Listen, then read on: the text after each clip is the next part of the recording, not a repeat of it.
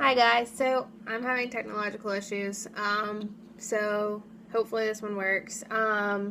This is like my 10th time telling this story, but it never gets old. So I am currently at the Florence House, which is a women's homeless shelter. There's apartment living above for chronically homeless women. Um, and I've been here for about 4 weeks, so I have been shadowing with this caseworker on this one particular client. She actually ended up coming to Florence House basically the same time that I did, and we both basically just clicked right off the bat. We talked about her sons, sports, traveling, our love for art and crafts, and we hit it off right off the bat. So I was able to go in to one-on-one sessions with her, and she is being pulled in 100 different directions. A little bit about her: she is 85 years old. She is teeny tiny, but a sweetheart at the same time. She has no mental health issues. She does not have a husband.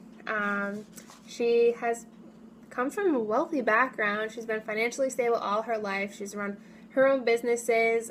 She has no DHHS involvement. She has no criminal history. She has no history of trauma besides her oldest son being murdered in Maryland about 4 years ago, which was pretty hard on her.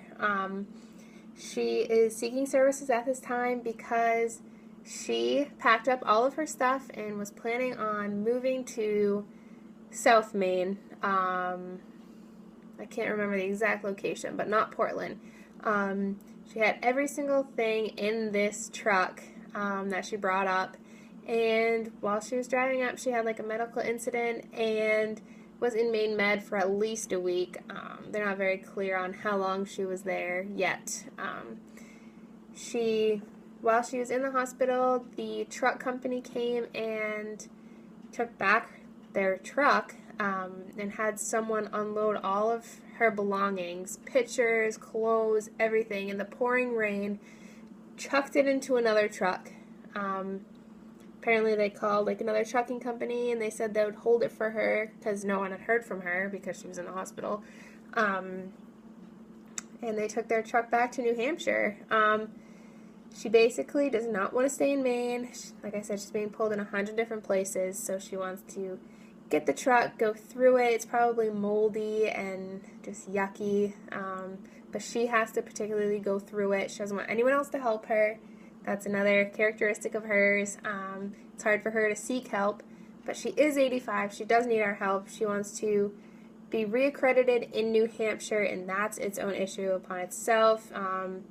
She's very precise on all of her like bank account numbers, everything. She has to find all kinds of documentation, which she cannot find because it was in the truck, and now it's all moldy in another truck, and she can't get out there. It is just very stressful for her. So my question is, not sure if I said this already because I've said it about 20 times now. How do I set boundaries with her? It's very hard considering she is 85. She does need all this help. She clearly doesn't want to be here. She doesn't belong here, as she was saying. She's very stressed. She doesn't deserve to be this stressed at 85 years old. I have been working with her because the other caseworker kind of wants me to help her, considering my time is, I don't know, more available than hers. So I'm having a hard time setting boundaries, and I work with her like 2 to 3 hours a day every single time I'm there, just because she sets up and she has all this stuff everywhere. She's trying to figure everything out, and she's very stressed, and it's kind of hard to not help her. It is also hard for me personally to walk away. I have realized this because I feel like the needs of everyone is just so important. So if any of you guys have any advice as to how I step away, she's not stupid. She knows that if I make something dumb up, I feel like it'll kind of break our trust, and I don't want to start walking away because I don't want to break that trust either. So I think this one worked, so bye.